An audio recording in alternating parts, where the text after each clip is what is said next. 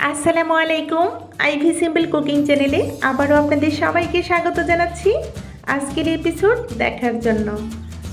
আজকের রেসিপি খুব সহজ ওয়েতে কিভাবে পারফেক্টভাবে মাখা ও বেলার ঝামেলা ছাড়া ডিম পরোটা তৈরি করা যায় সেটাই শেয়ার করতে যাচ্ছি। তাহলে চলুন দেখি এর মূল প্রস্তুত প্রণালীতে চলে যাই।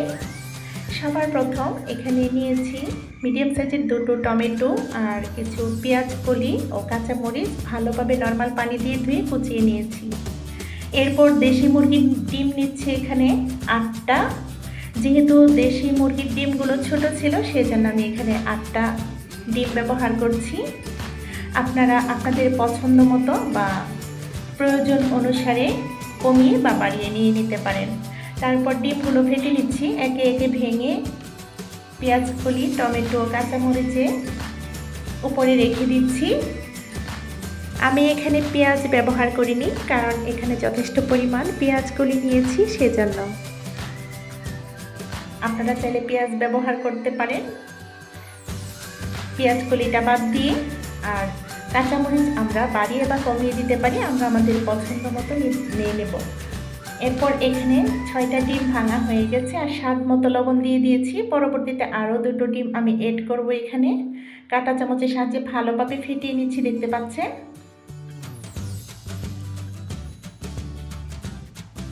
আবারও 2টো ডিম ভেঙে নিচ্ছি।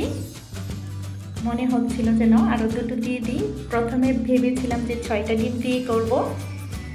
এগুলো আমার পালিত মুরগির ডিম। পুরনো বন্ধুরা অবশ্যই জানেন। সমস্ত ডিমগুলো কাঁটা চামচের সাহায্যে ভালোভাবে ফেটিয়ে নেওয়ার পর এক সাইডে রেখে দিয়ে এরপর একটা মিক্সার বোল নিয়েছি। এখানে মেজারমেন্ট কাপের 2 কাপ পরিমাণ আটা নিয়ে নেব। আপনারা চাইলে ময়দা ব্যবহার করতে পারেন। আটাগুলো দেওয়া হয়ে যাবার পরে এখানে স্বাদ মতো লবণ দিয়ে দেব।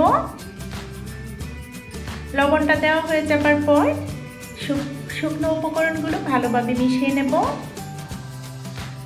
শুকনো উপকরণগুলো মিশিয়ে নেওয়ার পর অল্প অল্প করে নর্মাল পানি দিয়ে মিশিয়ে নিচ্ছি, দেখতে পাচ্ছেন। একটা স্মুথ ব্যাটার তৈরি করে নেব রুটি তৈরি করার জন্য বা পরোটাগুলো তৈরি করার জন্য।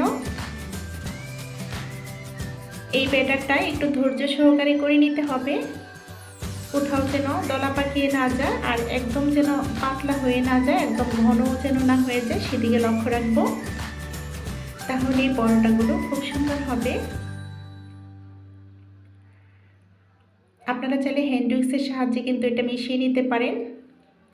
মেশানো হয়ে গেছে, দেখুন কনসিস্টেন্সিটা কীরকম দেখুন। আমি একটু দাগ কেটে দেখিয়ে দিচ্ছি, মিশে যাচ্ছে না কিন্তু। ঘনত্বটা কীরকম ছিল সেটাই বুঝিয়ে দিলাম। আশা করি বুঝতে পেরেছেন। এই পর্যায়ে কিন্তু রুটিগুলো তৈরি করে নেব বা পরোটাগুলো ভেজে নেব।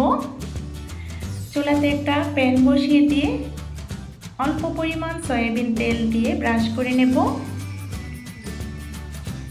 আর অবশ্যই প্যানটা একটু গরম হতে হবে। গরম হয়ে গেলে এই পর্যায়ে কিন্তু যে ব্যাটারটা তৈরি করেছিলাম আটার ব্যাটারটা দিয়ে একটু ঘুরিয়ে নিচ্ছি যেন গোলাকার হয়ে যায়। আপনারা চাইলে কোনো অন্য একটা চামচের সাহায্যেও কিন্তু এটা গোলাকার করে নিতে পারেন। তো আমি হাতের সাহায্যে একটু নাড়িয়ে নিয়ে এভাবে গোলাকার করে নিয়েছি। এরপর এপিঠ ওপিঠ ভেজে নিচ্ছি, অল্প করে একটু ভেজে নেবো কারণ এটা পরবর্তীতে আবারও ভাজা হবে।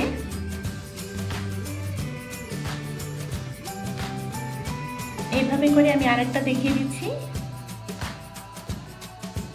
প্রথম পরোটা কিন্তু উঠিয়ে নিয়েছি, এবার দ্বিতীয় পরোটাটা ভেজে দেখিয়ে দিচ্ছি। চুলার আগুনটা মিডিয়াম আঁচে রেখে আমরা এই পরোটাগুলো তৈরি করব। এই পর্যায়ে সামান্য একটু তেল দিয়েছি প্যানের মধ্যে, তারপর যে ডিম ঢেলে দিচ্ছি। পরিমাণ মতো দিতে হবে, আসলে আমি ঢেলে দিয়েছিলাম, রুটির চাইতে একটু বড় হয়ে গেছে। আপনারা চাইলে কিন্তু একটা চামচ ব্যবহার করতে পারেন।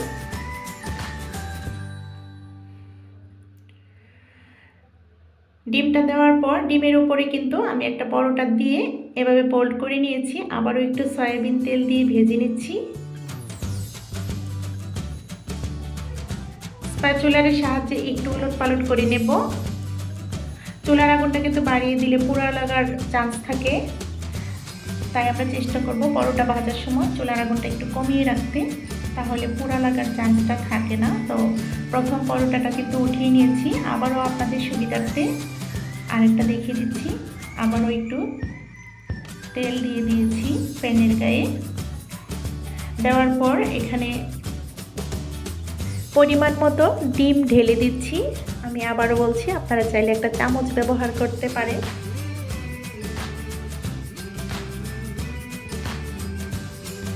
আপনারা চাইলে যে মাঝখানে দলা পাকিয়ে আছে যেভাবে, এগুলোকে ছড়িয়ে দিতে পারেন। পেঁয়াজ কলি ও টমেটো টুকরোগুলো এই পর্যায়ে আমি অন্যভাবে দেখিয়ে দিচ্ছি। ডিমটা দেওয়ার পর এখানে পরোটা দিয়ে দিয়েছি উপরে। উল্টানোর কাজটা একটু সাবধানতা অবলম্বন করতে হবে যেন ভেঙে না যায় নিচের ডিমটা।